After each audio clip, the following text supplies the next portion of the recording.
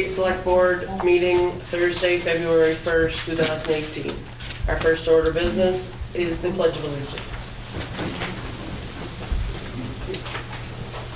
I pledge allegiance to the flag of the United States of America and to the republic for which it stands, one nation, under God, indivisible, with liberty and justice for all.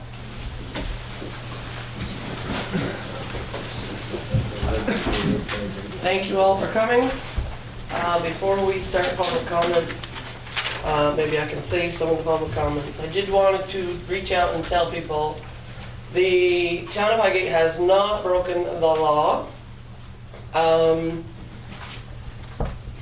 We voted on an article last meeting.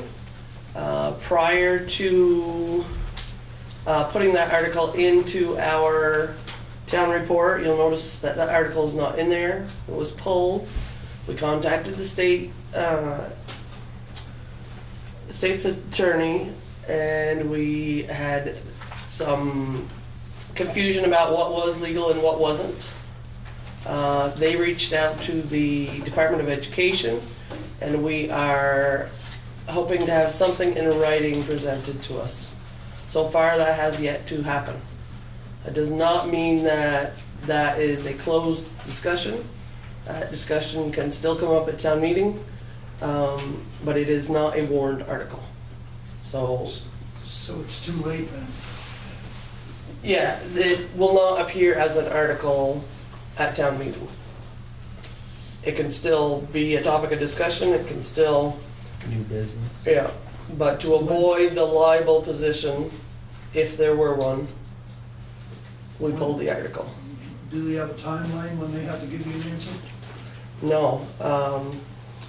Had you heard anything today? No.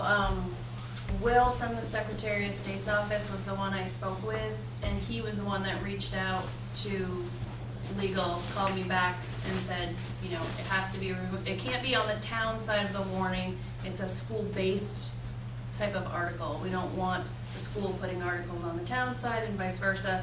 So he said the legal opinion is to remove it, and he was going to get me a written statement from Cindy, who's an attorney with the district. I am yet to see that. But it was removed before it was published. So they're saying, what they're saying is it's not against the law to ask to vote on the supervisory union budget. I believe in that statute that's noted that they're only required to present their budgets to the school boards. Is that what it reads? Yeah, according to the messenger, and I'll read this, according to 16 Vermont Statute 261A, subsection 10, the Board of Supervisor Union is required to submit to the board of each member school district on or before January 15th of each year a summary report of financial operations of the supervisory union for the preceding school year, an estimate of its financial operations for the current school year, and a preliminary budget for the supervisory union for the ensuing school year. So we're waiting to find out exactly. That's what was reported, or we're waiting to have confirmation of that. Nowhere in that statute, Sharon, does it say that the voting public cannot vote on the supervisory union budget. As a matter of fact, under the laws of the powers of school boards, may I read this? Sure. Okay. Shall prepare and distribute annually a proposed budget for the next school year according to such major categories as may from time to time be prescribed by the commissioner. Any proposed budget shall show all revenues and expenses and shall state the specific amount of any deficit incurred in the most recently closed fiscal year and how the deficit was or will be remedied. The proposed budget shall be prepared and distributed at least 10 days before a sum of money is voted on by the electorate. That would be us, the electorate, right? Mm-hmm. That is part of the sum of money that's included in that budget. So as far as I'm concerned, it's just an interpretation of the law. This is Vermont Education Law Book. I mean, it's 1997, but I'm not reading any amendments or anything to that. So Right.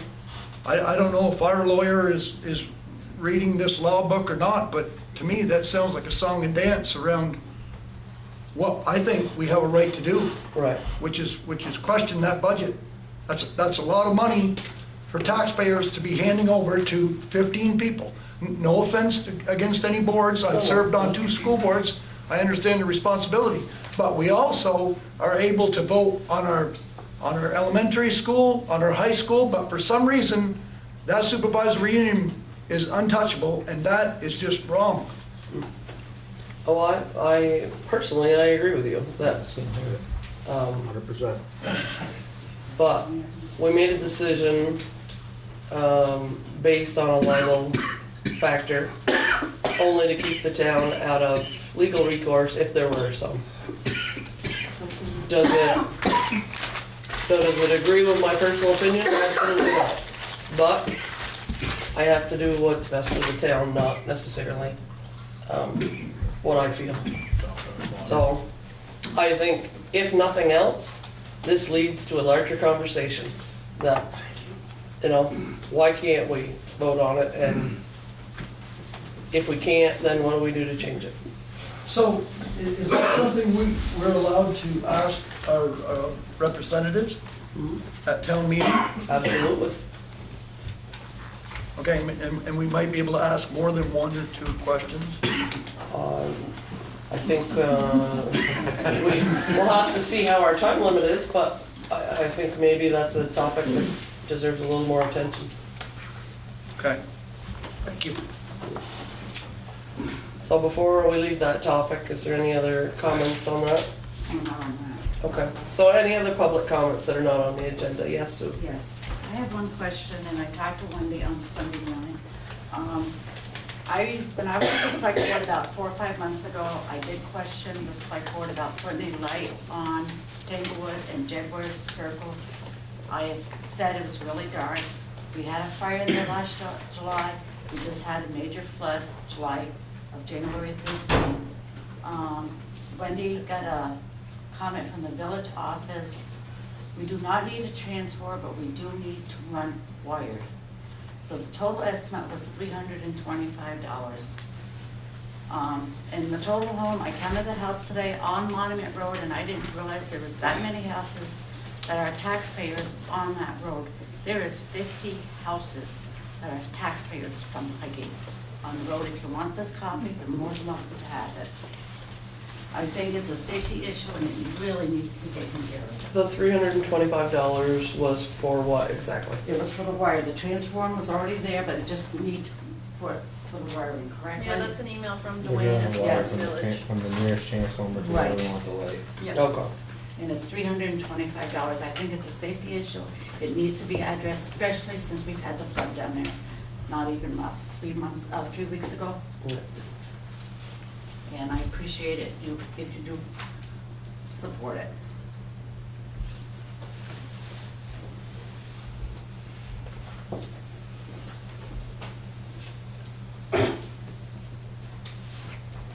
That was pretty much the start of the flooding right there anyway, right? Yes, So you it was come up over over 2 the hill, feet. then you run right into that. Yeah.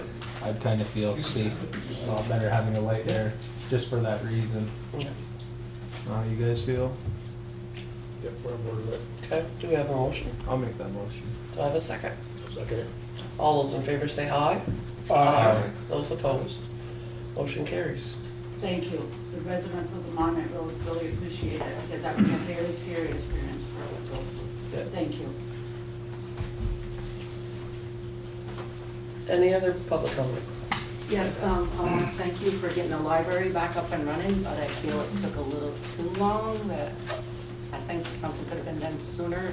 And I know your excuse is the flooding, which I understand, but I think if it would have been handled the next day after they found out it was frozen, I don't know how much you're paying to have it fixed, but I think it would have been less, So, the water wasn't frozen at the library. wasn't? No. The line was broken. They had dug it up several times in between the snowstorms and flooding. Weren't really excuses, but Mother Nature has a way of doing whatever the heck she wants. At first I did think it was frozen underneath the road, and they tried digging a little bit, and Pat said there's like 5 or 6 feet of frost, 5 feet of frost underneath that, and we don't have the equipment to get through that, obviously. So then Sharon struck me saying that it's kind of a hotter topic, and I was, that's not a very good excuse, but I was dealing with some stuff at work. And anyway, we instructed Butch to go over there, and he started digging and just feeling around, see what they can come up with, and then they were able to find that. And if it was frozen under the ground, then we're going to try to thaw out the pipe and try to snake through it like a 3/8 or ½ inch, just to try to get some water over there.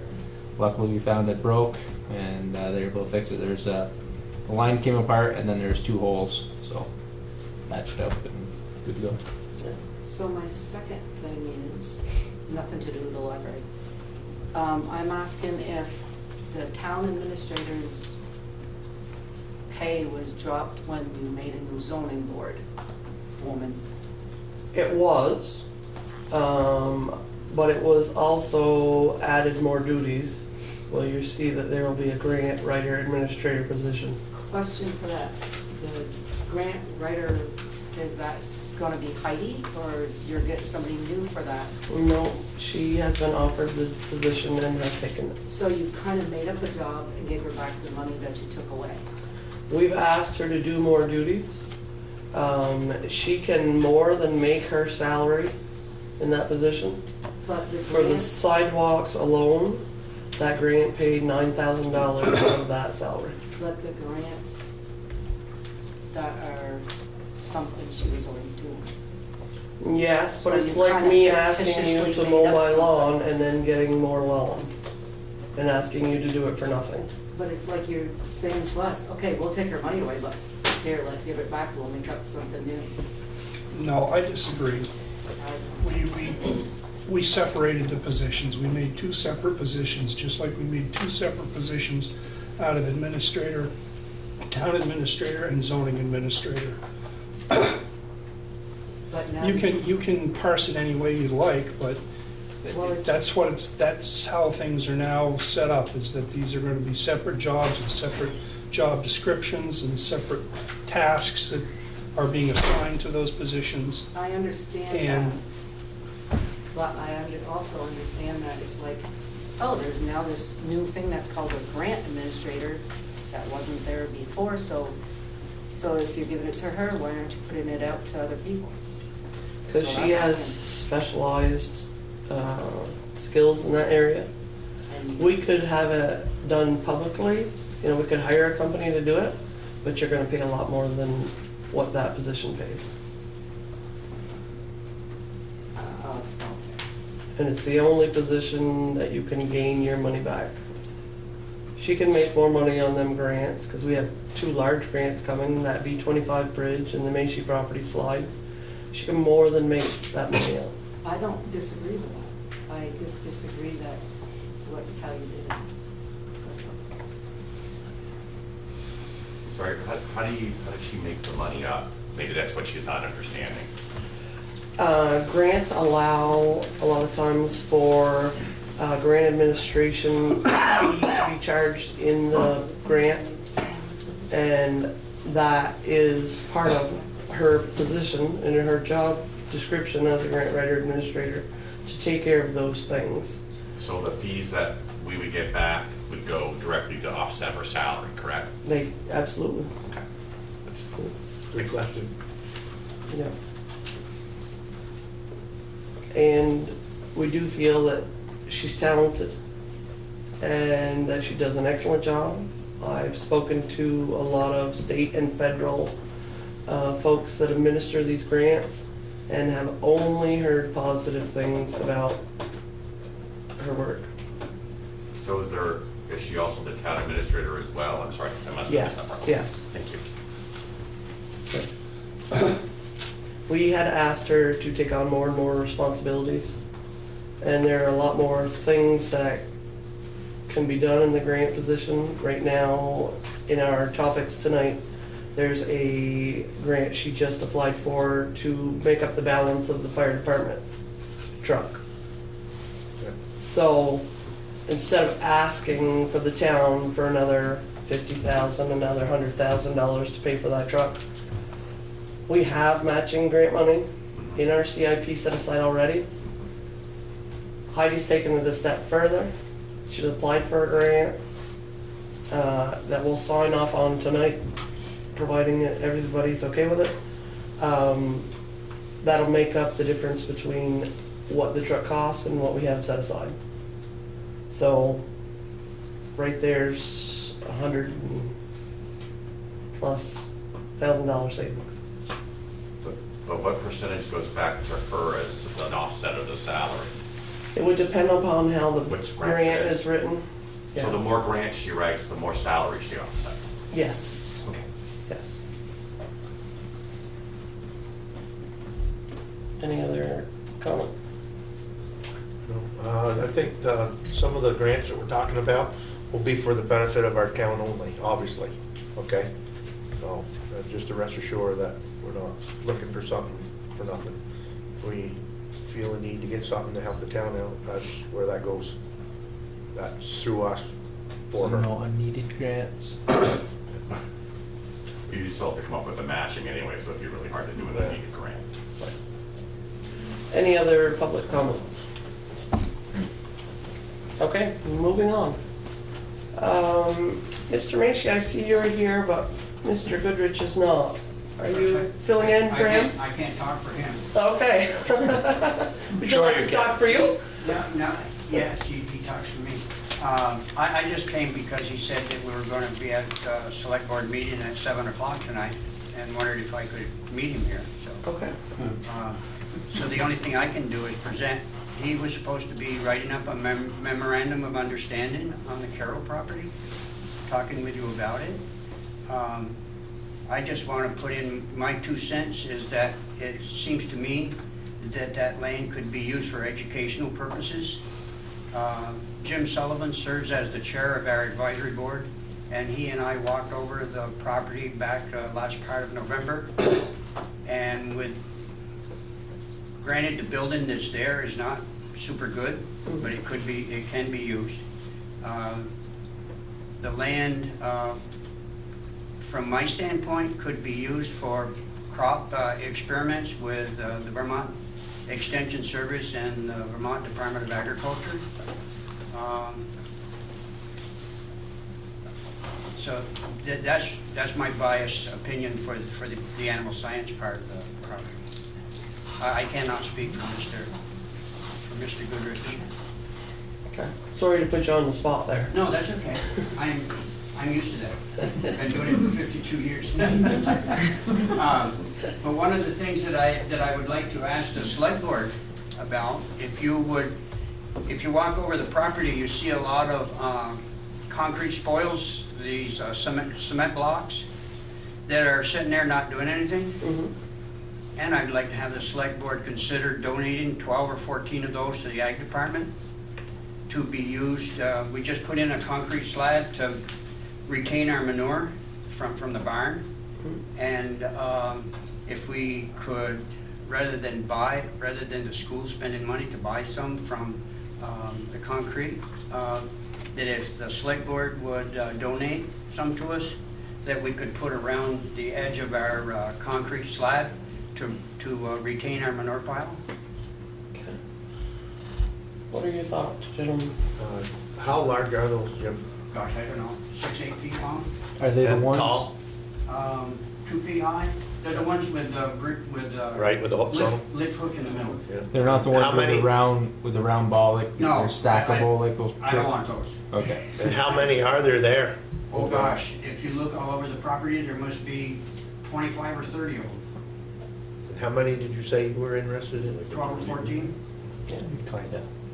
I may be wrong, but I can't imagine where you folks would be using them. Not that many, no. Never know, but as Yeah. long as we're not putting it all up, I mean, I don't think I have an objection with it. Anything to benefit the school. How is the moving of them gonna take place? Hiring Simon DePatie, well, he donated his backhoe to move them for us. We can't do it with a tractor and No. bucket because No. they're too heavy. Yeah. But I just didn't know if the next question was, hey, can we have the town move them for us? no, I wasn't, shucks. I just wanted to make sure. If you want to, that's fine, but I'll let you. That thing, Now that you mentioned it, that would be great. I hadn't even thought of that. Just curious, you know? If we could, You're not on your game. what's that? You're not on your game tonight. If we could, if you folks could see fit to donate 12 or 14 to the school, we could see that we could move them. We see that they got moved. I'm okay with that. It kind of cleans up the land anyway. We need a They're motion on that. scatapiled. Yep. Okay, I'll make the motion. Okay, do I have a second? Second. All those in favor say aye. Aye. Mr. Macy, you have 14 new concrete blocks. Thank you very much. Slightly You're welcome. used. Yeah, slightly used. Yes, As is. that's okay. As is, yeah. As far as the land itself goes, obviously, what's left there is mostly sand, but if you look around the property, a good share of the topsoil has been pushed aside and it's in piles. So from growing crops, etc., if you add some organic matter from composting, I would think that it could be a viable use of the property to grow crops. What were you interested in doing with, I heard a comment that you were interested in doing cattle in there, is that true? Depends on where it would go. A flock of sheep and a small herd of beef cattle. I don't know if any of you folks know, but we participate quite strongly in Farm to School. We raise 2 steers a year. We raise 3 or 4 hogs a year. I think We're kind of outgrowing the barn at school. We need to expand somewhere. About the land that you have, the Cassidy land there, that, have you tried to maintain any of that for your? That provides the hay for our animals. We have no equipment. That's why I spoke with you when I did about Right. about some of the Sure. used equipment from the Cassidy. Yeah. We have no equipment, so what we do is that we barter with a farmer to do the haying. We give them half the hay, and then we take half the hay for our animals. You've been doing that then? 2 years now. 2 years? Winton had sent over a very draft memorandum of understanding, and he told me he was coming tonight too, so I don't know Yeah. what happened, Solid but, parking I'd lot. like to review it first before we made any decisions. on it. right, I suggested there maybe be some maps, because he talked about tree cutting and several different activities, composting, so maybe if we could get an aerial map and really understand, because I think there is an Act 250 permit on the property, so future use would have to be approved.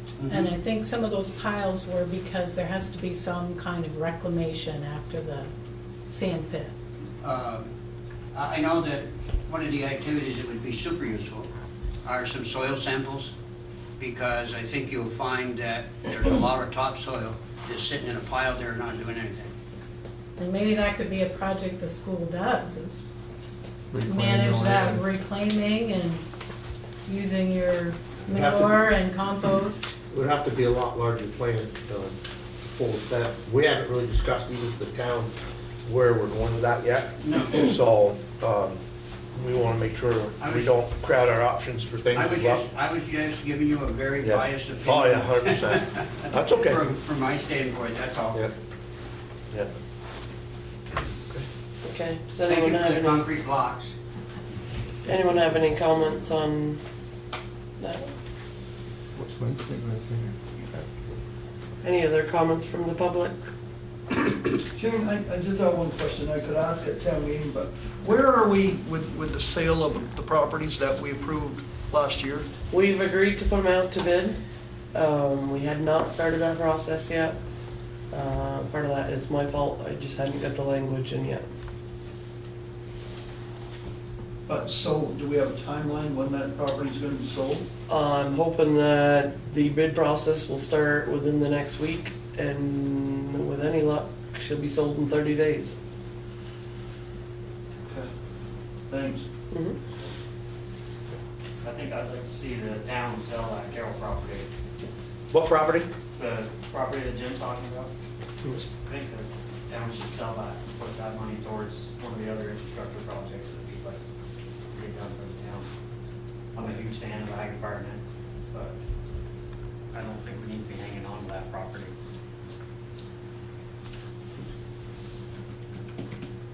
Yeah, there's been a lot of discussion about that, whether we could do a subdivision or two out of that property, whether we could sell the whole plot or, Something to make the town some money. yes.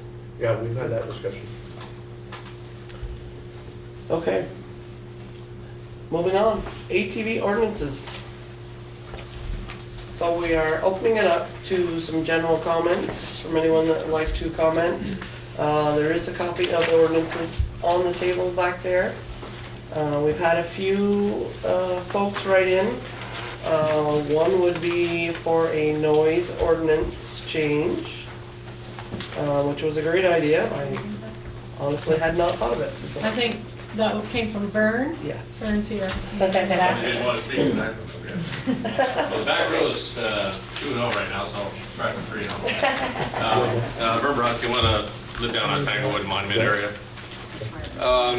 We've had 99% of the ATV riders and snowmobilers we have in the neighborhood take their kids for a ride, quiet, respect the other neighbors, do the speed limit kind of thing, even though they're using the roads kind of thing. Things have changed down that way in the last, let's say, couple months. It's gotten very loud, and we have some snowmobiles that have racing pipes on them. I understand that in order to access the vast trails from our neighborhood, it's about a half-mile ride, either through the back field of the Rice property or right on Monument Road. And the people seem to be using Monument Road quite a bit, and it's gotten everybody's attention. Did a little research. I sent you the email about the proposal. State law, I guess, under VAST limits it to 73 decibels, I guess, for snowmobiles, which is basically a factory setting that most are set at. No modification, no modified pipes or anything like that. So I'm proposing that be put as an amendment, that we adopt the VAST trail, which is actually, I think, the way I read this, and I'm not sure, but I think the VAST trails are also state law, the way this is written, under one of the VSAs. But they limit it to 73 decibels, which it says is the equivalent of a indoor vacuum cleaner at 50 feet. I don't know, I have a loud indoor vacuum cleaner, but I think mine might need to be a little bit louder. But I know the one in particular gentleman that's causing some issues is a racing pipe. If you've ever been to a snowmobile race, it's that loud. You can literally hear the guy coming from miles away.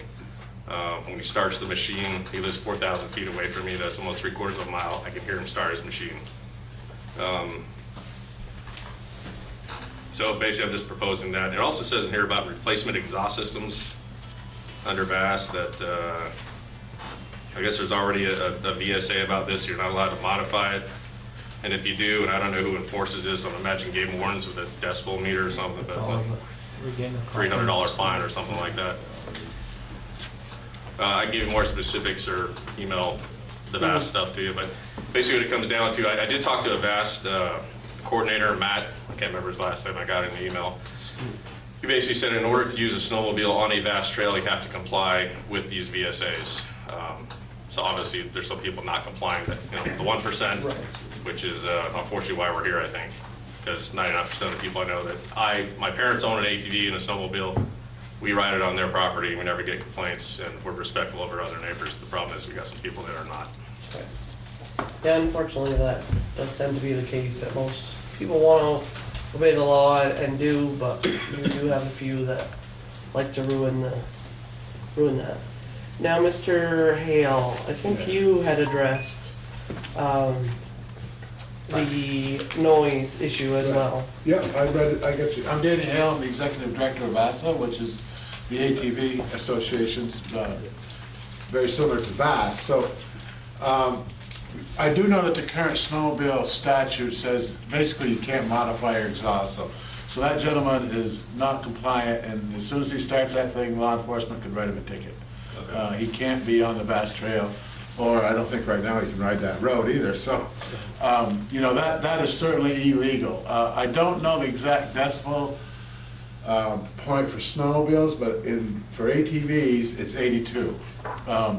Which we would be, I agree, we should have that noise ordinance in there. But we actually just, legislation was introduced today to help, as I said before, get some of the ATV stuff in line. And in that, we also have a new statute that we hope passes that says that it can't be modified.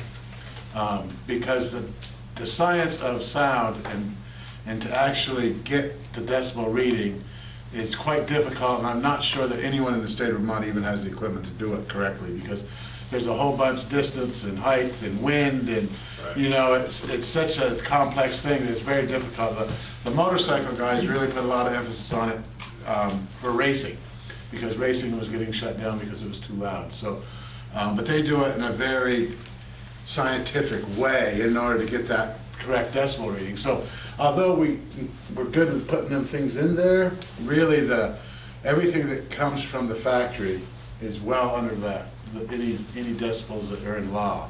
So that's why we really hitting on it can't be modified, because that allows the constable or the state trooper or the sheriff or whoever the enforcement guy is, you know, with snowmobiles, it's if I've got to lift the hood to see if it's modified, then we know it's modified, because it's, you know that. So as far as we're concerned, we have no problem putting the statutes in the order. And the only reason I'd recommend the statutes for you guys is so you have something. If you pick a number that's different than the statute, then you're going to not have any chance. So whatever the statutes are in there is a good thing, and I agree they should be. And just add on to that, I did some research in other states that have snowmobile ordinances like Michigan and Wisconsin. Seems anywhere between 70 and 80 is the accepted norm. Yeah. So. Yeah. And it really is. And I've been to a lot of these test sessions, and it really is a vacuum cleaner noise. So, but most all of any new equipment that has OEM exhausts on it are well within those boundaries. So when you hear a loud one, because it's the same thing on ATV, you can hear them coming 3 miles away. You know, there's no question. You don't need a decibel meter. You know, it's illegal. So that's where we support it, for sure. And I believe Bass does too. I know they do. Does anyone else have any comments concerning the ordinances? My question is this, and what is the sole reason for the ordinance? What is your sole reason for making an ordinance? To try to make enforcement easier. Okay, but enforcement where? In the village? Everywhere? What are you talking? Because it's my understanding that it's against the law to ride on a state highway. So if you're trying to keep people out of the village, you only need to keep an ordinance for Kansas Street and French Village, Lampkin Street. The rest of them are state roads, so you can't ride on legal anyway. Right. It is true that the state does say that they're illegal. But what we found is we have trouble having our enforcement agencies enforce that particular law. Well, an ordinance isn't going to be any different. Well, because whoever's riding those roads now, they don't care that it's against the law. So you put an ordinance, they're still going to ride on the road. What you're hurting is the small farmer, or in my case, I'm a small sugarer. My sugar woods are not on my property, so I have to take my four-wheeler down the road a mile or so to get to the woods. My wood lot is on Durkee Road, so I have to go over there from Hannah Road, and we don't have trails, so I have to go down to get there. So what you're doing is you're hurting us, the ones that register their vehicle, drive them sensibly, and we're here, we're taxpayers in town, but we can't drive on the road. there was in our ordinance a section that asked, that addressed that question. Because Josh asked that at the last meeting. And we tried to And I'm looking to see where it is here. So my understanding when, previously was that this ordinance is essentially just a stopgap measure to get things sort of under control. give us a little. The ability for the residents to get access and legally get roads open and to create trail, that's still on the table. That's why these folks are from the local club. But like Kevin says, he's probably not interested in trail, he just needs it to Well, do that's his true. work. So he, through the club, he could, still keep this section of road open, I would think. If you have residents, that's kind of the whole thing. If your residents want, have a need and a want to have access to town, the flexibility of the ordinance still allows you guys to make those decisions. And I was under the understanding that's where we would go over time. We're not trying to prohibit use in your town forever and ever. The select board had a desire to try to curb the illegal use, and VASA and the local club are willing to help the community deal with the situation, and that doesn't necessarily mean just create trail. Well, what do we got for trails in Highgate? Well, you don't have any, and part of that problem. There you go. We don't have any trails in Highgate, so why would I want to pay to join a club that I can't even ride trails in my own town? I pay a registration to the state, I understand. and my vehicle is registered.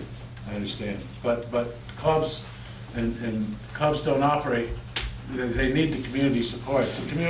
The club is the community, and it's volunteers, and it's not about just paying and getting something, it's more than that. It doesn't work that way, unfortunately. We're a volunteer organization. I know, So that's what I we was- need to get people in Highgate, encourage them to organize, and the folks that don't really trail are fine. And as I said, I don't think our intention certainly is, from Bass's standpoint, to limit town road use. We have plenty of towns that have roads open that aren't Bassett Trail because their residents want them open. But this is the process you need to go through to get them legally open.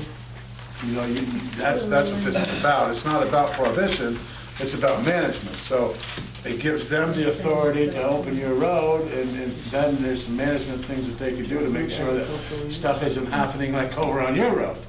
And that's what the whole culture is about. It's about not necessarily single use, you know what I'm saying? You're still using an ATV, and you need to be part of that culture, even though you're not trail riding. No different, it's just the way it is. How do you enforce it? Law enforcement is. Law enforcement told us last summer Yep. that they would not chase them, That's they right. would not go to the residence where they were residing, Yep. or any of the above. So what's the point of That having was an last ordinance? summer. That's not gonna happen this summer. That's what we're doing. They're already doing it. Well, that's what this process is about, sir. This is what we're trying to do. We're trying to fix it. So how are you They were all gonna here the last stop meeting. them? They were all here the last meeting. Let and- me comment on something. Yes, sorry. Years past, when VAS first got going, I was part of the stump jumpers. You remember the stump Oh, jumpers? yeah, I was remember Okay. them too. Just so you know. So we got involved in that we talked to the landowners. We got permissions to go through, permissions slips, make sure that everything, but they had to stay on the trails. So we legally had to post them properly, do everything we need to do there. So that organization, our club, Stump Jumpers, made that happen through Highgate. It's changed a little bit because every year, things change on the land and who owns the land and stuff. But in the same token, it would have to be the way this gentleman right here is telling you. We got to start somewheres to make it happen. And the problem is, Kevin, it's not you guys that is the problem. You've got 2-3 people that are ruining it for everybody. And what our problem would be in the town is something happened and somebody got hurt. If we don't do these ordinances, your town's gonna be liable. We're gonna have to pay the town. So we're trying to do the same thing as we did with VAS. It's not to bash anybody, it's to try to make something get started. I get Kevin's point. He wants to use it for sugaring and getting his firewood. And I don't think So anybody's why- got a problem with that. No, exactly. So, but he doesn't want to have to pay a membership to a club to do that. You know what I mean? Because he's not going to be riding all these trails. But to open the roads, that would be part of that, because if But you're opening maybe, the roads, so the ordinance does cover a little bit under agricultural, but maybe we could, we're having these meetings to discuss. That's why we're this having them. And to And nothing's etched in stone right now. public comment and insight to, this is not set in stone. Right. But maybe we could have Yep. like a permit. You just come down, explain your situation, what you need, and then you get a special permit from the town that says you can operate from these are your boundaries that you can operate on a public road. We would be well open to Something that. like that, Yeah, right. I'd be okay with that. And it's actually the H808, which is a new legislation to introduce, actually has a couple more paragraphs that do address forestry and agricultural uses. Right. Mascos, you gotta arm wrestle out who's speaking first. Well, we're probably gonna be on the same lines, but I'm along the lines with Kevin here, and I gotta ask a question. Why is it that you can't run a four-wheeler down Vermont Route 7, but you can run a snowmobile, because part of Vast Trail runs down Route 7 to Martin Store to have access to the lake? I am in the same boat. I register my four-wheeler. I abide by the rules. I know my hand signals because they taught you that when you got your driver's license. So I don't understand. I mean, you may need an ordinance here so that you can enforce the law, but if I've got to pay $100 fine if I get picked up on the road going from my house to the lake, which I'm going to do regardless, and then I got to turn around and pay the state a fine because I'm on that road as well, you know, why, folks, are we buying four-wheelers?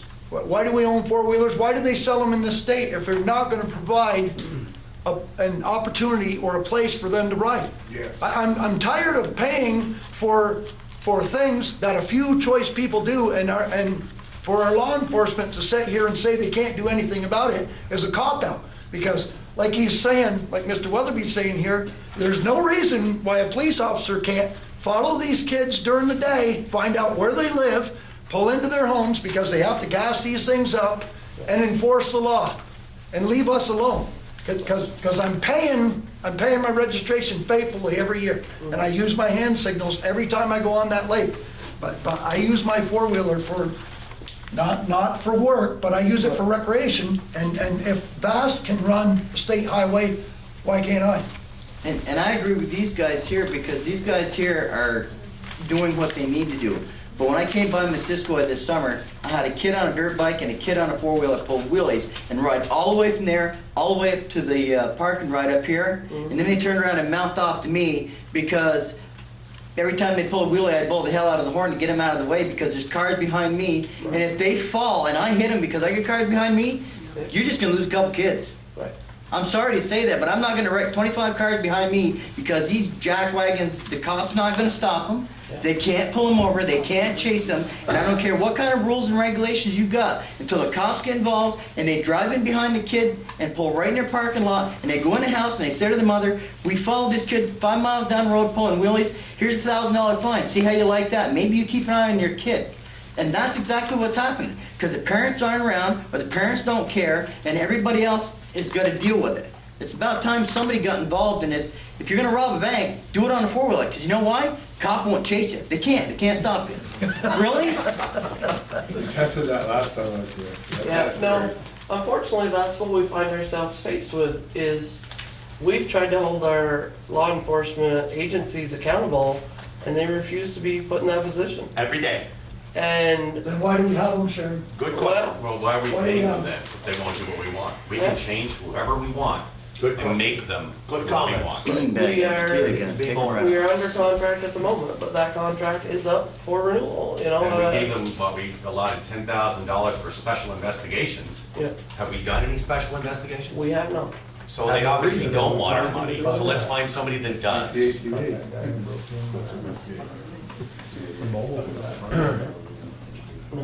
Not I my- have a response to Mr. Maskell. So, but could you not trailer your four-wheeler? And saying we do form a trail, you could ride a trail and stay off the state and town highways. My question is, why should I stay off the state highway when the snowmobiles It's don't against have the to? law. They don't know that their trail runs right up the That road. may be for Bass and the snowmobile, but. Yeah, I can answer that, straighten that right out. There you go. So both, Vast does have the ability to run on the state highway legally. They have what's called a master agreement with the Vermont Agency of Transportation. 2 weeks ago, Vast has signed our master agreement with V-Trans. So we too are allowed to use state highways where it's appropriate. But I can assure you that it's Vast and it's Vast club members and their work that has gotten Vast the ability to do that. And it's Vast's work and Vast's club members that have gotten, the ATVs allowed on state highways. And it's this very same process that you folks are going through. There has to be accountability. There has to be a credible organization that's going to be responsible. Members have to. This gentleman himself says, I use it for recreation. Well, if he's using the road for recreation, that's a trail. You know, that's recreation, so that's why he has to pay the fees. The gentlemen that are using it on the confines of their farm or the sugar orchard, there's already a clause in there that says that they're allowed to do it. And furthermore, you folks have the ability, if this gentleman wants his road open to the pond, he can come to this board and say, I would request that you open this road because me and the other 6 residents on the road all use it to access the lake. And you folks, with a swipe of the pen and about a 2-second motion, can let him do that. So none of, all your arguments are really not arguments to stop the ordinance. In honesty, they're arguments to have the ordinance. Because this ordinance isn't taking anything away from you guys. It's making you have a little more structure and maybe follow the rules. And when you register your ATV, your money comes to me. And your money comes to me because I'm the ATV guy. We're not DMV, these aren't motor vehicles. We don't get the road. We now have access to the road because of VASA and the work we do. But, you know, that's the way the system is built. We are the ATV folks. You know, your tax dollars go to the Vermont, but your registration dollars, 85% of it comes to VASA, not to DMV. So you don't have it right to be on the road. We now have a privilege of being on the road, but it's because of the work that your registration money and your trail access decal money do. That's kind of how the whole system works. So with that, okay, you're saying invest money back into this. How much money would we get as a town to build trails out of that? Well, you're not going to, the town can get any money it wants, but it's not, that's, you know. So we register our vehicles to you to work for us, or help us, guide us, right? Yep. Okay. I guess that's right. I mean, there's funds available for trail building. I mean, that's what we do. Okay. We're in the trail building business. We have over 800 miles of trail now in Vermont. But the community, what we do is we help manage the use in your community. So if your community wants ATVing at whatever level you want it, we can help you achieve that. Whether it's total prohibition, which some communities do, or communities that want to manage the use and allow it in any form or shape. And this whole ordinance is just the start of the process. You've got to start somewhere. And right now, the select board, as my understanding, have had a clear message sent to them that the illegal road riding in this town has to end. And the way to do that is to nip it. And then people will understand. And if you want a place to ride legally, whether it's the road or the trail, we have the resources to help you make that happen. I guess I'm not following you. You're saying that the registration that we pay for our four-wheelers, part of it goes to you? 85% of it, yep. When we pay the state, they pay 85% of that to you? 85% goes into the ATV fund, yep. And 85% of all fines that are levied, all fines that are paid on ATV violations as well. That's what funds VASA. We're not talking any more money than we're already paying, is what you're saying. We already register our four-wheelers, so it's not like this club would require another registration. Yes, it requires a trail access decal. Yep, just like VAST, same setup as the snowmobiles. Is it a yearly or a one-time? It's yearly. Yep, the setup is exactly like VAST is. Well, You join a local club, you join a local club in the state association. Well, so could you just be part of the local club and not VAST? You can be, but you won't get your trail pass. Do it without long-term social. You're not looking to trail ride. You don't have a trail Right. access decal. You're not looking to trail ride. You're just looking to doing your sugar. Well, I'm not just talking for myself either. We understand that. You have farmers who ride the roads, checking on their crops, checking their fences, checking on their cattle. Yeah. I mean, it's not just, Like we say, Select one. we're just trying to get something that, it's not about the average person that goes to their farm or to the sugar and everything. It's for the ones that are misusing and putting a danger in our town. And these youngsters that are endangering, it's endangering you as well. I mean, they could run into you and total your vehicle, and if they're not insured and they're not, then who pays for that? But we do have a problem with it. Why we're not seeing a problem now is winter. You wait till spring, they're gonna be doing doubles wide, they're gonna be up on wheelies, they're gonna crowd people right off the road. Steve, I couldn't tell you how many times I've sat out on my deck of my house and seen them motorcycles coming over from the Hannah Farm doing wheelies over that hill. Yeah. And one of these days, somebody's gonna That's where we're looking to just make it. But that's a it's got- motorcycle, that's not even a four-wheeler. Yeah, that's not even four-wheeler. That's a registered vehicle. Okay, Rich. Can we take the penalty offenses money and actually apply it to something rather than the general fund? Meaning, if you guys want to do trails or you want to start a trail, can any money collected as a penalty go towards a fund to fund that? Doesn't it go to 85% goes to you? I'm not sure exactly on a municipal ordinance, because I don't know too many municipal tickets that have been written, to be honest with you. Okay. The way this Because is currently most towns don't structured. have ordinances, so the current status quo for ATV enforcement is only the unregistered or on a road. Because those are state statutes that are enforceable. Ordinances are still difficult to enforce unless it's a local officer that knows the ordinance. That's the other thing too, with this ordinance, that gives our constable a little bit more ability to. It gives them a lot of do his ability to thing. pinpoint. I think some of this is that even when this ordinance is in place, the enforcement level is still kind of going to be up to you guys.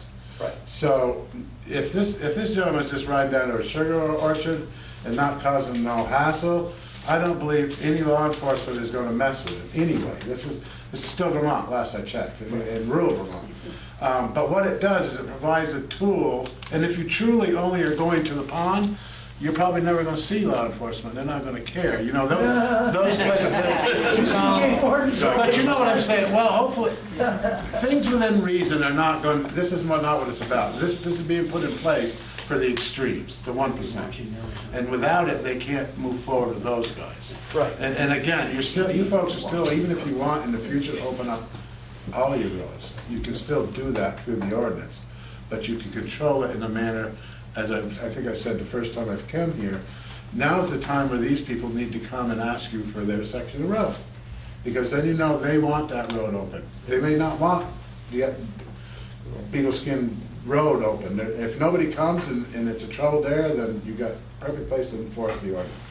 But if the people come over on Spruce Drive and come in here and say, hey, we use this all the time, you guys have, it's easy for you guys just to say, okay, well, that road's open to ATVs. It's a done deal. You know, those things are within the ordinance. I don't think you should look at it as a real, for you guys that are good guys, you should be able to work with these guys to make it work for everybody. Honestly, it's not about, Certainly not. Right, because there, in the special or specific provisions, there is a section for agricultural use. So yeah, like Josh said, we could always put in a permit process where you Right. come in and you say, I want to go from the Hannah Road to the Durkee Road Yep. for my farm, for my whatever. Right. You don't even have to open it up. You can just Yeah. give out a permit for Sure. that, just so the law enforcement knows that you have to. Small fee, of course. But I guess my biggest question is, if you institute the ordinance, I understand permit processing, but who are you gonna get to enforce it? well, we need to be able to give our town constable more Which is meat. who? Right now it's Ben Lowell. This would give him more authority and gives him a clear voice on what he can and cannot do. He says he pulls in the mobile and he sees 4 ATVs parked there right now. He really doesn't know what he can do with the ordinance. I can go right over and say, hey, you guys are not supposed to be here. Here's your fine. Who determines the fine's legitimate? Meaning, this gentleman's driving on the road and then goes crazy and goes, I'm gonna get everybody, which he's not gonna do. And he gives him a ticket. Can he appeal it to a Yes. body here? Yes, And say, there's no, a- that's not fair, he was just doing agriculture, or he's, you know. So Or this he had way, his permit or whatever. right. He would be aware of that before. He wouldn't be looking for that. No, I'm just saying, if that were to happen, is it built into the, There is an appeal process, yes. So, and the other thing it does, not only gives more to your constable, it gives more to the people you're contracting in law enforcement. Because now you go, if it's a sheriff, the state, whoever you use, you go to them and say, this is our ordinance, read it, and this is what we want enforced. Because right now, they don't have that. So the only thing they're enforcing is state statute, and in Franklin County, they got the whole no pursuit thing, so they've just been allowed to not do it. This is going, and they were all here, you gentlemen weren't here last meeting, but we were here last meeting. the room's full of law enforcement, and I told them exactly what you're telling them. You should be enforcing We the all law. did. Everybody did. So, everyone knows that here. that it's a Everybody problem. hears that same But thing. once you pass an ordinance, then, and you present that to them and it's legal, they have an obligation to enforce the law. They can't go the other way then, so.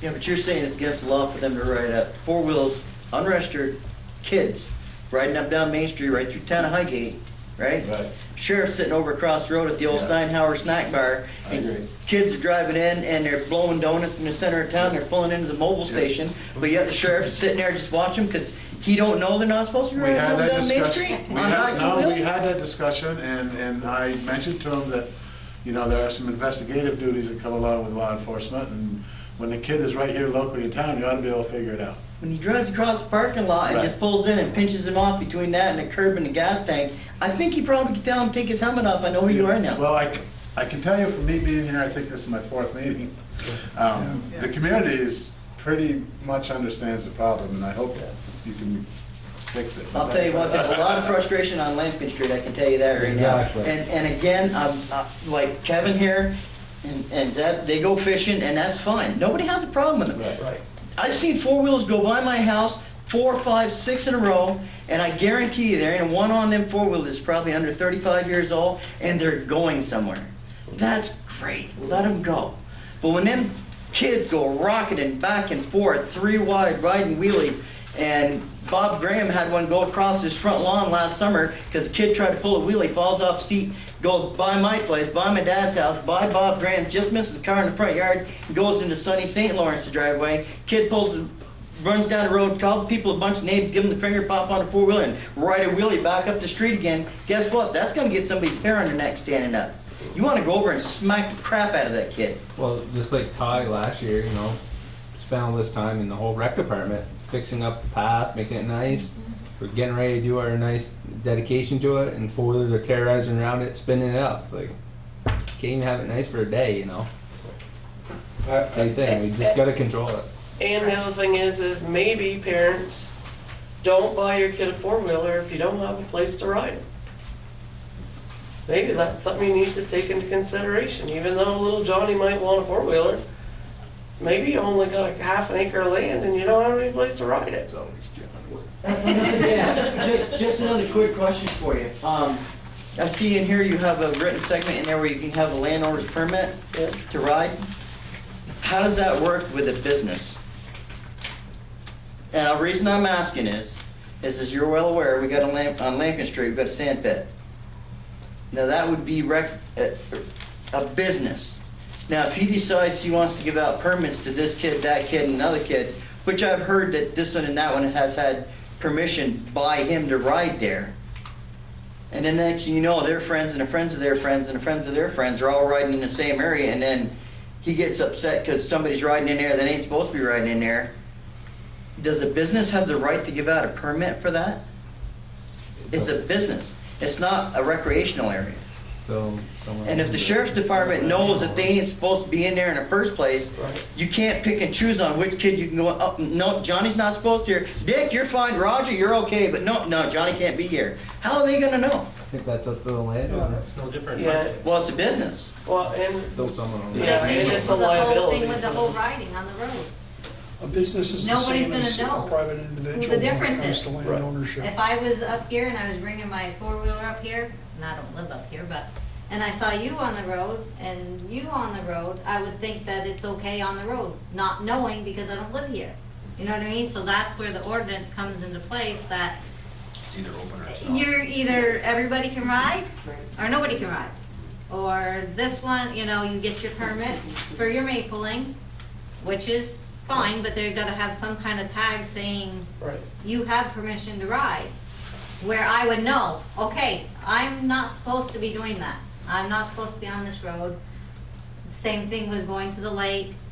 If I was just to come up here and without an ordinance, without knowing anything, and I just see everybody, normal people riding on the road, how do I know who's supposed to and who's not supposed to? That would be my question. You look for that little red license plate that says you're registered. I have a red license plate, So do I. so I can ride on any road up here because I have a red license You plate? should be able to. But I don't If you think really you want to can. push the issue, you should be able to. Right, but It's that's no what I'm different saying. than you need to registering support a it. car or motorcycle or anything else. We have old cars that don't have signals, you use hand signals. But all those kids that are riding, none of them are registered? Not Don't one have- of those. don't even They're have not licenses. registered. I don't Probably know, don't even that's have what I'm saying. operator's license. This is why I'm saying I There you don't go. know, because I'm not here. I dare say 80% of them are. They're not. So I mean, then that comes into the place of the ordinance and the registration and the authorities. But Yeah, but that's where you get into trouble. There's no bite in the law, because the thing is the parents aren't gonna do nothing, the cops can't do nothing, and there ain't nobody else doing anything. Right. Well, Well, come to Milton, because our cops will pull you over for anything. I know the chief nowadays, that he's a real rude guy. They We closed get pulled down, over for anything in Milton. they closed down the riding area down in your neck of the woods. Oh, They we put, don't have anywhere to they ride. set cement pylons and stuff. Yeah, but that's what I'm saying. It can be managed. But in this town, if nobody's gonna do anything to stop them, they're just gonna keep doing it, because you've got no reason not to. That's why we are trying to get trails in Milton. That's why we are going to the town, coming up here. There's trails other places. But the ones that are doing it don't care, because they're not gonna register, they're not gonna remember, they're gonna keep doing the same thing. So somebody has to take the bull by the horns and start pulling them over, start fining them, doing something. It's not every John Doe that you pull him over, it's gonna go like, oh, well, oh, yeah, I'm 3 feet from the center of this, you know, so it's a problem. Like I It's the- said, maybe our cops need to come up here. So this ordinance is not set in stone yet, and we're still taking any recommendations. This is the first of 2 hearings. yes. How many more meetings we got here? I want to say, I appreciate the One input. left. Make sure they know that. Yep. So we have one more public meeting. Just when? Which will be a month from today. Oh, it's March 15th. Okay, Sorry. we're doing ambulance. Yes. That's right, yeah, because we're doing the ambulance presentation on it first. So March 15th. Any suggestions can certainly be forwarded to the town by email or any of the select board members. We are open in this process. Yes, I understand we don't want to pay anything more, I understand that. We're just trying to get a framework in place so that we can give some more bite to our constable, give more direction to our law enforcement to say, look, this is the law in the town of Highgate. Get off here and enforce it. Yes, that contract is indeed a contract and doesn't necessarily have to go to one particular group. And it is not that we have anything against four-wheelers, because most of them are fantastic. I own one.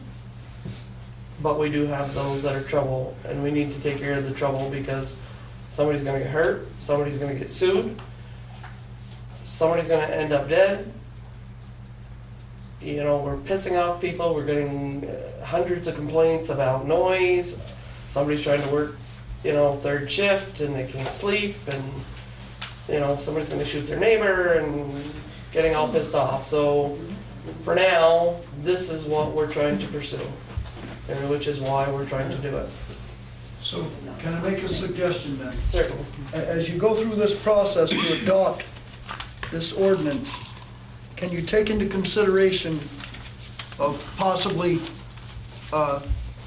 whether you do it through charging or whatever, you allow a permit process where you offer someone who is legally registered, has an operator's license, even if they have to present their operator's license to the town administrator or whatever, you offer to them a permit that they could purchase or whatever, so that they can be responsible and utilize their four-wheelers legally.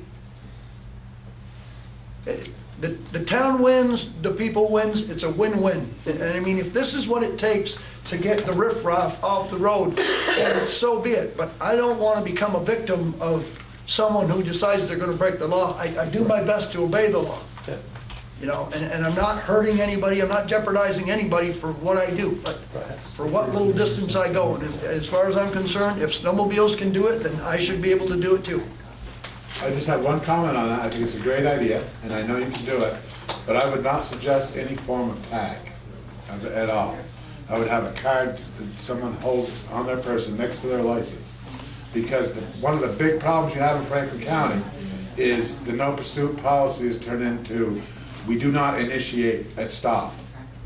So what, but if they don't see the placard, which anybody put on their ATV, they have to initiate the stop. The law-abiding citizen with a permit in his pocket is going to graciously pull over the side of the road. Or dad gets a sticker for his four-wheeler, his son takes it out. Takes it out. So that's what we did away. We used to have the big white plate. Just a card. And you give them out when you first bought them, and you'd have that the rest of your life. But nobody'd ever buy the little tag every year that you have to put on. Same with the red plates. Most red plates, honestly, at least half of the red plates you see are not valid. Because when they register at one time, they get the red plate. Nobody ever gets the little sticker after that, because they got the red plate. But that's right, that's why a pass in your pocket, because, you know, you guys that are trying to do the right thing will have that in your wallet, and when the blue lights come on, you'll just pull over, just like you do with your driver's license, and say, hey, you know, I'm doing the right thing, here I am, bullshit with the law enforcement guy for a minute, and away you go. That'll resolve the problem. If you try to get too complex and create a placard or any of that stuff, it just doesn't work, because honestly, in this county, no one's turning the blue lights on. That's the problem. They don't know who will stop and who will run. And I mentioned that to them the day they were all here. You're not turning the blue lights on. That's not a no pursuit policy. That's a no initiation of the stop. Even if the cop turned the blue lights on and pulled over a law-abiding citizen, and then even just stopped and talked to him, that gives the person who not abiding the law, say, oh crap, they are pulling cops, they are pulling people over, oh my god, I better. That's kind of how it'll work. We need you guys' help to help spread the word, and if you're doing it right, you're fine. But if you're not doing it right, you're gonna get a big ticket. And that's how it'll clean Dodge up. You know, that's essentially the way it needs to be. But your theory of having a pass, you know, that's a great idea for your law-abiding citizens. Okay, thank you very much for your input. As I said, we appreciate any comments or concerns or suggestions. In the interest of time, we're going to be moving right along. Mr. Goodrich is here now, so we'll... I just want to make it go at the end. Thank you. Thank you. Thank you.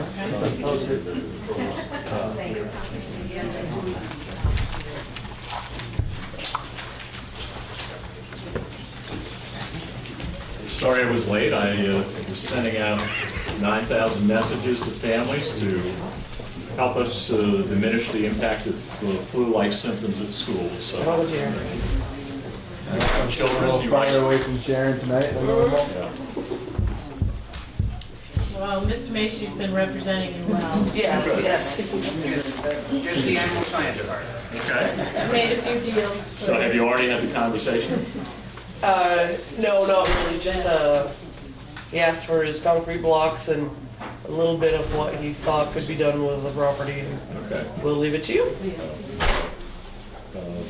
So I'm here tonight just to begin a conversation, or actually continue the conversation from what we had a few months ago, and that is to create a memorandum of understanding between the town of Highgate and the Missisquoi Valley Ag Program for the 60 or so acres that were part of this solar project that is out on Frontage Road. So I've begun to craft, I'll call them talking points, shared with Heidi. In fact, I've got your paper copies are sitting back in my office. I thought I'd get back there before I came tonight, and I did. I can run off some copies. Beautiful. Yeah. Yeah. So let me just move through it, and we'll have paper copies for you shortly. So I'm proposing that if the town of Highgate would entertain this, and I'm just going to give a little bit of context. Jim Macy tells me that he can grow almost anything if he's got water. And as you know, it's pretty sandy soil out there. I don't know if he's talking about rice or what he's talking about, but whatever it is, he certainly has that green thumb. Our interest is that we have quite a diversity in agriculture opportunities for children. In fact, we're in a process of having conversations with Cold Hollow Career Center, Northwest Tech Center, about doing some deeper collaboration between the three schools, and that's pretty exciting. So as part of this, not only would we like to have students that already go to Missisquoi, but also have students potentially that could come from Enosburg and Cold Hollow, and could come from St. Albans area from Northwest Tech, to be able to take advantage of the opportunities that we have. And to be able to expand that, our perspective right now is what would be helpful for the town of Highgate is if you would allow us to be able to use that land and either don't charge us or charge us a minimal amount. What we'd like to get out of that is we would cover the accident, injury and liability insurance for all of our students, staff, who might be on that property. We would promise to be good stewards and to follow accepted land conservation and environmental standards. There would be some interest in clearing out some of the trees and shrubs. And again, it's not tall timber that we're talking about up there. It's not great trees, it's more small trees and brush. To be able to clear it out and have the ability to till the land and to utilize it in that way. To be able to plant and harvest crops, to make some connections with USDA Extension Service and the University of Vermont, and explore possibility of pasturing animals there. And also, kind of long-range plan is to look at the feasibility of utilizing either the cement slab that's out there, or, and I'll say and/or the red garage for composting. We have a composting program now that has been underway for 15 years. It doesn't have the capacity that something like that could have. And schools are now required to compost, and we're paying a fair amount of money with food scraps and other kinds of products from the operation on a day-to-day basis. And to be able to have students participate in that, and our interest in the red garage would be, if we're able to do that, be able to park a tractor in there that could turn the compost, which is one of the procedures that would go into that operation. So what you see before you is real. I've just used these as talking points, and I know it's not comprehensive yet, but it starts the conversation that we'd be interested to have a continuation with you on. So the question I have, I mean, it's kind of a double-edged sword. Obviously, it's great that you get more agriculture, more education, more usage of the land and things like that. But then what's that do to our MVU tax? Does that, we have to now buy a tractor for over there, we have to, all this other infrastructure that goes along with that, does that make our taxes go up over there? Or are we charging other communities to come up and participate in this program? You know what I'm saying? It's kind of a double-edged sword, and right. I think we all can agree we pay a lot in school and education taxes, and it's a great program, don't get me wrong, but if we're gonna have to dump another $400,000 into it, you know what I'm saying? Yeah. Just a tractor, and We've got an old tractor that as they die on the vine, they're not worth much in trade-in. And we're thinking about an old tractor that just would be staged out there just for that purpose. So we're not talking investment of much at all. We do get a little bit of money from the Agency of Ed towards the ag program, about $168,000 a year, that helps to pay the additional cost of barns and taking care of all the issues that go into an ag program. The collaboration that Jim and others, myself, are looking into would create an additional access to some federal Perkins funds that would give us additional revenue as well. So I don't see it as being an expensive proposition. We're doing it now, we would just do it on a larger scale. Right now we're really talking about what we're doing with composting as it is now. We're sending it through Casella or through one of the companies. I don't know the exact figure, but we're paying a fair amount to be able to take that somewhere else, and if we could take it to our site, I would hope that it could be somewhat cost neutral. Again, we're always looking to how can we be more efficient and effective, and that's really the name of the game.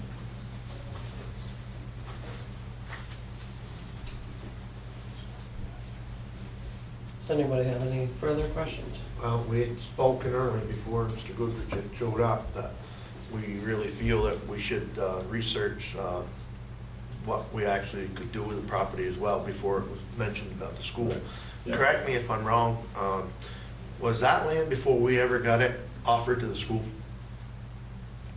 Yes, actually it was. And why didn't you take it then? Well, we don't really manage land like that. So you're expecting the town to help manage the land for the school? Well, we'd like to do it in partnership, yes. If I could just interject, because I was privy to the conversations when the land donation came up. And I think it was actually a decision of the Solar Negotiating Advisory Group, a recommendation to the select board at that time, because I think they had approached the school at the same time, and the town said, when it was offered to them first, that they would rather see some sort of tax revenue come out of it. But then when they were offering it to the school, that meant that land in Highgate would be owned by Franklin, Swanton, and Highgate, with still no tax revenue generated. So the town said they would prefer to take it rather than have the school own it. And that's how it came to us. That's my recollection of the process. I don't know, Randy, you were here at that time. Yeah, that's accurate. Especially if there was a potential for merger on the horizon, that would be land that would be owned by the school, then would be owned by a larger district. So then the town of Highgate said, it probably makes sense to gain control of it and then decide its future. Thank you. There's definitely options there with the land. I mean, Yes. this is one option. There's other options. I know the airport had some interest. We certainly do a lot of reviewing, but again, I feel that we haven't even reviewed enough on our own. Right. There is potential for a lot to be sold to help the town out, so we haven't investigated into that enough.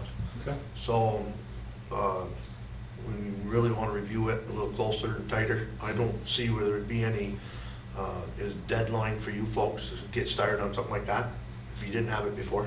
Oh, yeah. I just want to keep the conversation Sure. going. No, we're aware of that, and that's, we appreciate you coming to us and talking about it.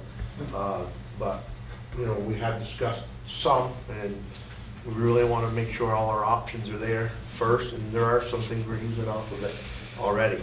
So, I don't know, when you're talking grazing cows for fencing and stuff like that, that may not fit in for something we're doing at the moment. It may be possible in years to come or something. But, so we really feel we need to do the whole picture before we comment on that. Okay.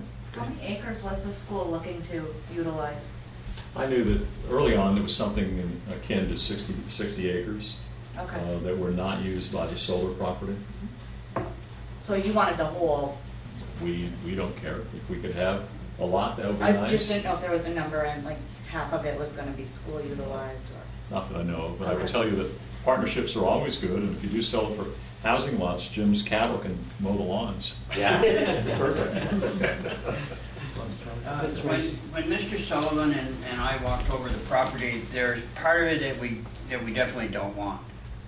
The wetland? No, well, I don't know if it's up where everybody burns cars, next to the airport. Yeah. It's hilly, it is wet. Yeah.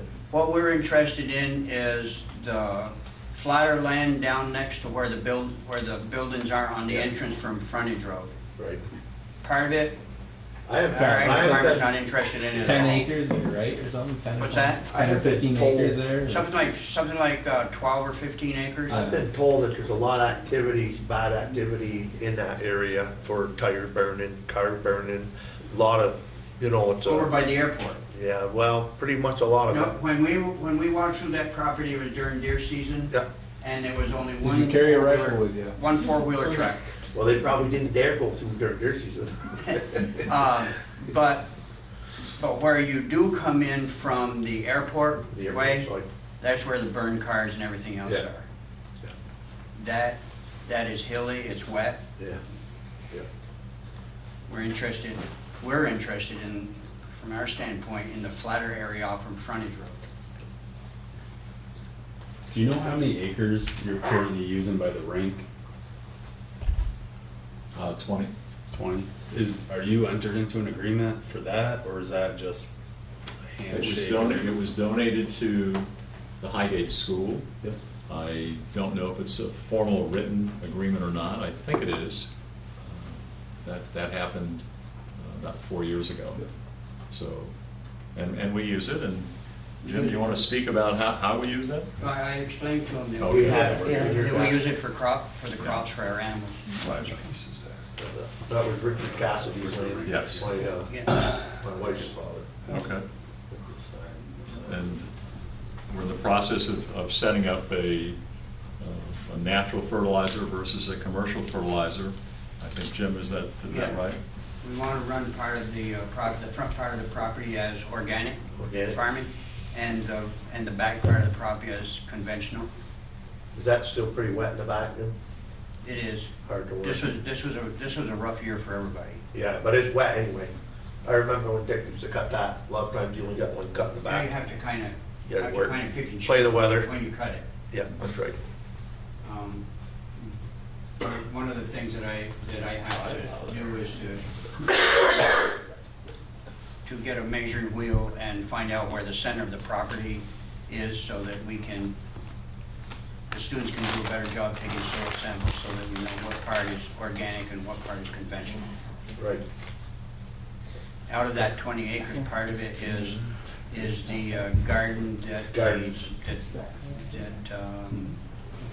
the school, well. On the back of the house there? Yeah. So supposing we like this idea, what kind of time would you want on this lease? Like, would you want a 5-year agreement? Would you want annual? I'm just kind of guessing you'd have some resources put into it. You'd look for. I haven't really thought too much about that, other than could be one part or the other, or both. If there needs to be a change, we could fix a time on it. I think if you do it every year, then you're going to have to make sure you do it every year. If you set a little bit longer time frame, I think it gives a better chance to see what's working and what isn't working, if that is the case. We'd be open to anything. Supposing unification happens completely, how might that land be controlled? Like, you'd have a different governing body, correct? Mm-hmm. And supposing they change their, they change their mind about how that land is used. I mean, how does that? Are you talking about school unification? Mm-hmm. Okay. I don't talk about that too much. Understood. Yeah. But in case I did, the issue around unification, you would still own the land.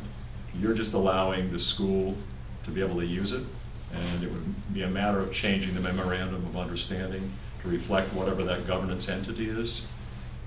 That could be fairly easily done. I wouldn't see that it would change much. Okay, any other questions? Okay, so it's my assumption that we will review that and take it into consideration as a part of a future plan for that piece of property. So we appreciate the memorandum of understanding. At least it gives us something concrete to get started with. Yes, yeah. Okay. So yeah, we can certainly talk about that and find out what our options are and what the town is interested in having us do with that land. So, very good. Yeah, Thank you for the time. Thank you. Thank you. Thanks, Jim. Excuse me. Winton, did you have any questions for the board about a press release? You had mentioned you were doing a press release about the yes. Net metering agreement. We're planning on a press release on or around the 18th of February. to be able to let community members know in Highgate, for the Highgate School, for MBU, and for Swanton, that it's been operational since late October, and we're going to start seeing some net metering credits when it gets warmer and sunnier. And so we felt like that was a reasonable time. We're working with Frontage Road Land LLC with Kurt to be able to do that. He has some resources to have some aerial pictures and those kinds of things, and we would very much like to do that in concert with Select Board, school board members, possibly a representative from the company, and quite likely maybe Reg or someone from the Village of Swan. So if you want to just stage that as a date, I'll be back in touch with Heidi and let her know. Happy to craft collaboratively what we think would be appropriate to go into a press release and to move forward. What we're looking at is for schools saving about $45,000 a year on energy that's generated from those two 500 kilowatt solar arrays. So, as I said before, we're always looking for efficiency, and that's one of the ways that we're pleased to be able to move forward. And we're also looking at Franklin and Sheldon in a different relationship, in a different power company, do the same. Anytime you can get free money because you're not doing any investments in that, it just makes sense. We'll stay in touch. Okay. Thank you for remembering that. Sharon remembered it. I didn't. Okay, moving on. Shelley, welcome back.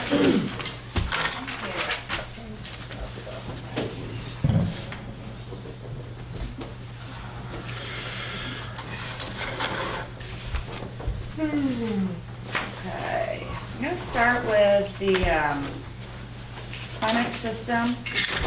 They come in annual maintenance. They want us to sign an agreement. At least I thought they wanted us to sign it. Is it the same agreement, or is it new? It auto renews, Oh. so they're basically saying it's gonna auto renew. I thought it needed a signature, so I guess I'm just gonna let you know that It's coming up. it is coming up. As far as I know, we are happy with their service. They come twice a year. What is the cost on that? We get two bills of $548. So one in the spring and one in the fall. And then if anything happens during the year we need them, we get a discounted labor rate of $94 an hour, which doesn't seem discounted. It is. but- It is. Okay. Brain surgeons. Check warrant. HVAC guys in charge of what? I guess. Did anyone have any questions about the check warrant? No.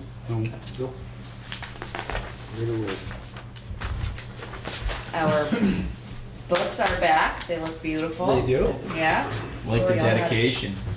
That's all Wendy. Wendy does the dedication and the cover. And a lot of other stuff too, but. That's it. That's all she does. It takes a village. Yeah, for sure. She's a librarian last week. Yeah. I wear many hats. Yeah, you do. That is certainly true.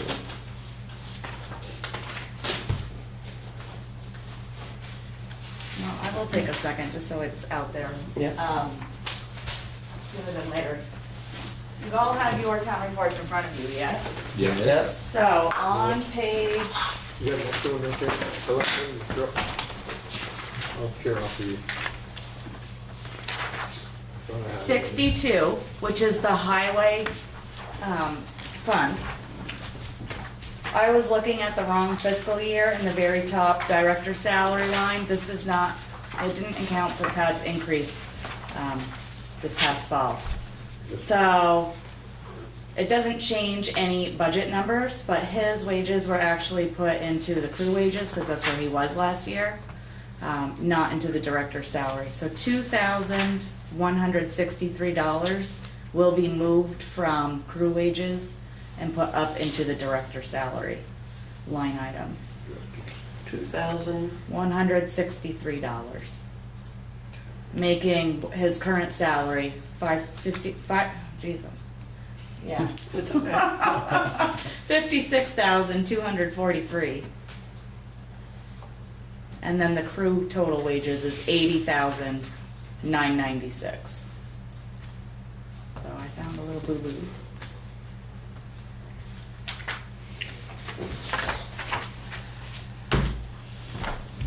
That's not bad, out of all those numbers. That's right. It's And a really lot of good. changes too, so, Yeah. yeah, if that's, that's the only one, I'll take it.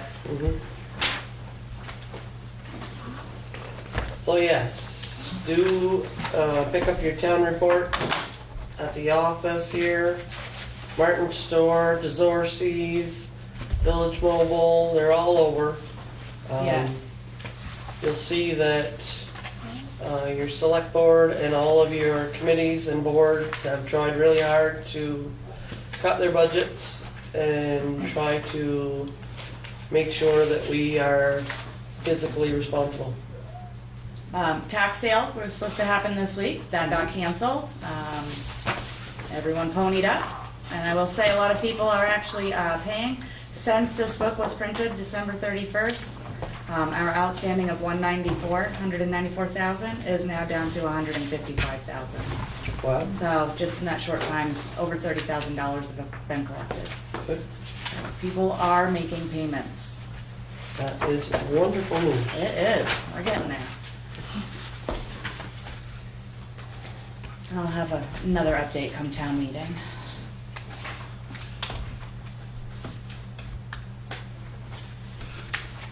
And that's all I got for you today.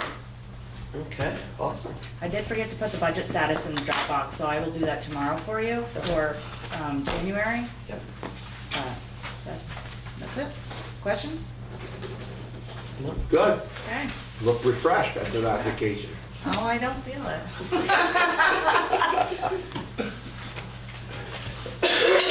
So you want another one? I need one from this one, yeah. She came back to work so she could have a vacation. I did order your ass. All right, Wendy. Yeah. Minutes from January 18th. Does everyone have a chance to look at the minutes? Yeah. Do I have a motion? I make a motion. Do I have a second? To accept the minutes? Yeah, I'll make a motion. I'll do the second. Okay, all those in favor say aye. Aye. Aye. Those opposed? Ayes have it. Randy, I thought you were throwing that in. I can't, I wasn't here. He wasn't here.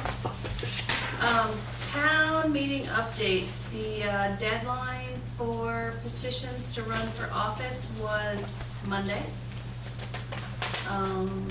We only have one race on the ballot this year, and it is for cemetery commissioner. There. But nobody's running for lister or town agent. Those are the two empty seats. Every other position had just one person running for it other than cemetery. The ballots are at the printer now. I should have them next week. So once I have those and I get MVU ballots, I already have quite a staff of people that have requested absentees, so I'll get those out. But if you want to vote absentee, call me, email me, stop me in DeSorcy's, a lot of people do. Whatever works, just let me know what you need and we'll get them to you. Okay. I think that's it. Oh, I'm still looking for a few people to work the polls, so if anybody wants to make a little extra money, have a whole lot of fun. We have a shift. Talk it up, talk it up. 7 a.m. to 1 or 1 p.m. to 7 p.m. So it's nothing too difficult, but the only real requirement is that you're a registered voter. So if you want to work, that's how you call. She signed up her husband. You are a mean wife. Yeah, right. Just a reminder about dog licensing. We're about 100 dogs in, many more to go. So license them by March 30th before the fees go up. And our rabies clinic this year is March 24th at the fire station from 10 to noon. And Shelley touched on town reports, they're all over town. We can mail you that too, call me if you want us to mail it, we can do that for you. The only other thing I have that came in right after the agenda was published, I have a liquor license renewal application for DeSorcy's. Okay, so I make a motion, we exit the regular select board meeting and enter into the liquor control. Second. All those in favor say aye. Aye. Those opposed. Okay, we have DeSorcy's Market for a renewal. I make a motion to approve that. A second. All those in favor say aye. Aye. Those opposed. Make sure to sign on the approved. I highlighted it for you. You did, and she circled it. She has no faith in us. With arrows. Do we need a motion to re-enter? Yes. Yes. I'll make that. Okay, do I have a second to exit liquor control and enter into the regular? Second. I can find it. All those in favor say aye. Aye. Those opposed. Alright, that's it for me. Okay. Administrator items. This should be quick too. You had the application in the, you had the application in the Dropbox for $100,000 towards the cost of the fire truck. So that's due tomorrow. I'd like to submit that application, so if the board is prepared to do that. The match required, you already have in reserve funds. You have $234,000 already dedicated towards the truck, so we're asking for $100,000 to purchase a $350,000 truck. Pumper tanker. Which had already been spec'd by the Yeah. fire department and their truck committee. Yeah, I'll make the motion. I'll second that. This Yep. is just for the grant? Just for the grant for a fire For truck. the application. Yeah, okay. Yeah, You'll see a contract on it if you get, if we get yeah. approved. But it's one of the extra duties that Heidi's picked up because we need extra stuff from the fire department that we wouldn't necessarily have the extra budget money for. And if she can help write a few grants to help capture some of that money that's out there and available, it only helps our volunteers in the fire department. You know, keeps us Makes you stronger. it makes us stronger, it's better for our community, it helps us comply with the law because the truck's 31 years old and it has to meet certain specs in order to be qualified as a fire truck. So that's one of the extra things that we've asked Heidi to do as part of that, separating that job, just like we separate the job of town clerk and a public meetings clerk, as we separate the town treasurer and the tax collector. They each have two jobs. Now Heidi has two jobs as well. If at some time in the future one of them didn't want to do one of those jobs, it could be hired out to somebody else. It could be put out to bid. It could be a number of things. But this is what we felt would be the best option for the town. Okay, moving on. I said my spiel. So tomorrow, we are anticipating bids for the dehumidifier purchase, and this is funded through your insurance because of the failed unit. So tomorrow at 4:30. So typically, we open them at a meeting or in the front office. So I'm asking, is it okay if we open them tomorrow with just the office staff, or if anyone wants to come in? I'd like to be there. You want to come in? So we're accepting them until 4:30. So Can we pick a day next week to open them? you Like could, Monday? absolutely.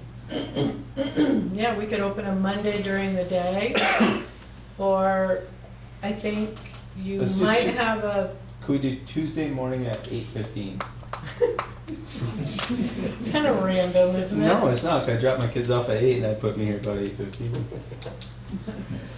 8:30. 8:30. I was gonna say, we, Tuesday morning, 8:30. good. The joys of raising kids. I whether you can get us coffee first. No. So the only thing you should consider is that the intent was to get it to your committee as soon as possible. And Ryan said there was a meeting Monday? Ryan just left. I don't think there's maybe a facility board meeting, but Yeah. that's a Right. select board decision, Hold on, I I'm think. checking my email because I emailed her before this meeting. It's absolutely a select board decision, but I thought we would function the same way we typically do. The committee that's managed the project makes Right, a well, recommendation to the select board. That's supposed to be the Highgate renovation team, which we Is haven't your met. facility, no? No. Okay, all right. So we'll open them Tuesday morning, I'll forward them, and then we'll schedule a meeting of that committee to make a decision, to Perfect. recommend to the board for the next select board. Sound Does that good? keep it in time frame to get it in for next season? Well, it's kind of a tight thing. We have a 12-week wait period for this unit. Plenty of time, because they're not redoing ductwork. So it won't affect indoor programming at all. Okay, we have a plan. And that's it for me. Okay.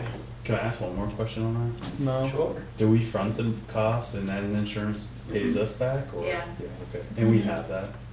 We have that? Whatever Well, the cost as might soon be. as I get an invoice, yeah, I pay it, and VLCT's been really quick about, it's almost, I don't even get another bill before VLCT's already cut us a check back. Heidi, can you give us a reminder on that for Tuesday on? Tuesday, okay? Yeah, please. And then. No, Tuesday is the Maishi site visit. Yeah, but that's, what time is that? I see 9 that right o'clock. here. and 9 o'clock. It's at 9? Yeah. And yeah, but that's 8:15. 8:30. We're just opening it. We can't have all the whole board there because then we'd have to warn it. It'd just be. All right. Just I'm be not me. We'll go on. I'm not going. Yeah, it'd just be me, Heidi, and a couple of people just to look at them, go over them real quick. That's all. Did you have a lot of responses? So don't know yet.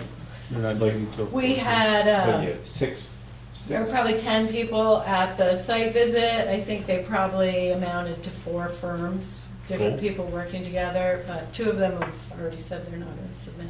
Okay. So I suspect we'll get 2 bids tomorrow. One question, Shelley. Did we hear back anything from insurance on the snowplow? Yes, well, I initiated, Heidi took over, but yes, they are coming to look at it. Okay, so they haven't. They have been here. Oh, they've already been here? Yeah. Last week. Said that. That's Yeah. great. They were here. That's, and no response back from them on. Unless they push it right now. I don't think so. Nope. So, No on news. that won't leave note, myself. has Public Works tried that other plow that I dropped off? Does that fit? I think they said it fits. I think they said it did, yes. Yeah, I think the arms were a little short, but I think that can be modified. Yeah. Thank you for that, by the way. I'll touch base with them tomorrow and update you guys where they're at with that. Okay, so as part of the select board items, Yes. we did the library water update. There was a pipe disconnected under the ground, which was allowing the water to pump into the ground and not into the library. So that has now been repaired. She has water back, thank goodness. So the library is back open, and unfortunately it did take us a little longer than expected, but as I said, Mother Nature does have a way of doing whatever the heck she wants. So we just play by her rules. And we do have to have a shout out to the Public Works because they've had a lot of storm and a lot of plowing to have to keep the road safe, and that has to be their primary duty, and they do a great job. And unfortunately, when these little projects like this come up, we don't always do them as quickly as some folks would like, but we do the best we can. So that's updated. The fire department is moving their offices. They are going to be vacating their office and the listers will be moving in there. So there's going to be a little spring cleaning and a little updating. Most everybody I've talked to has been quite happy with what they have designed and ready to work out. So thank you to the fire department for their understanding and all of their help. And thank you for the ladies in here who have also volunteered time and have agreed to help paint and do what we need to get everybody happy and situated. Road mileage certification. Did everyone have a chance to look at the road mileage cert? It's an annual form, and Pat has reviewed it and signed off, initialed copy, and here's the original.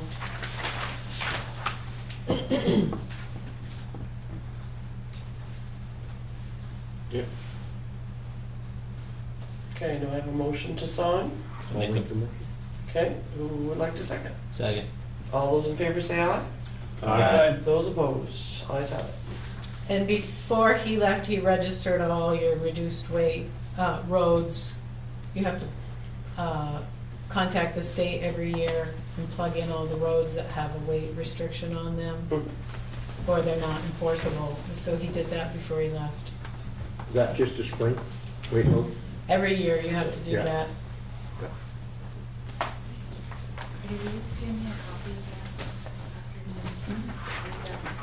And then the last thing I have for select board items is we have an informational meeting scheduled for the 15th of February, which is our next meeting.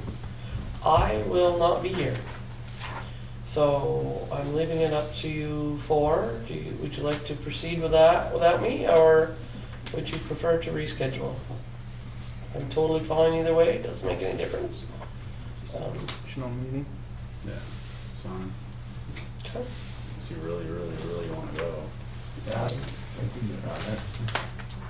I'm fine I with felt that. like when I watched the video, you guys had a tight window and Yeah, so- a lot of discussion over that time, so. Yeah. I'll watch all the videos.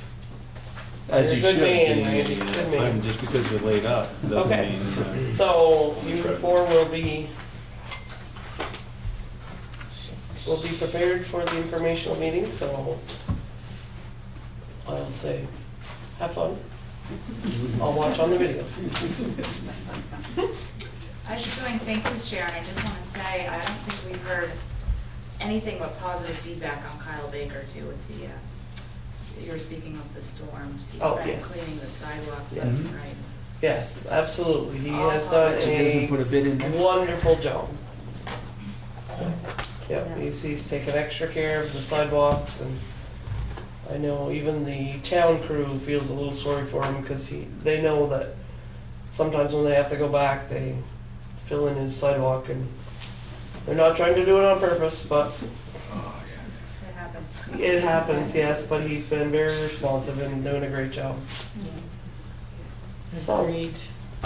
and is there anything more on the select board? Okay, is there anything more from the public? Can I make a motion that we close the regular select board meeting? Do we have any executive? Nope. Really? Do you have any Right? executive? It seems to. Then this meeting will come to a close. There will be no executive session I'll today. second the motion. Second. Yeah. Third, fourth. All those in favor say aye. Aye. Those opposed. Too easy.